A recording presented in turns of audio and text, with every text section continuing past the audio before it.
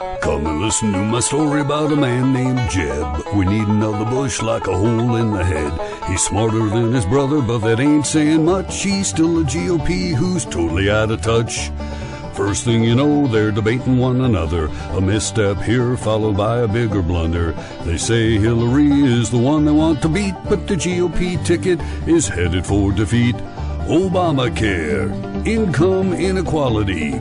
Repeal is their plan for health. Mostly they're obsessed with saving all their wealth. They'd all go broke without the brothers Koch, except for Donald Trump, who's mostly blowing smoke. Trump's in front and he's widening his lead. A bigoted blowhard is hardly what we need. Rubio and Cruz, Latino sure to lose. Walker, Paul, Kasich, Carson, Fiorina, Huckabee and Christie, but he isn't any leaner. The Donalds never govern, his words don't inspire. Just a matter of time till the voters say you're fired.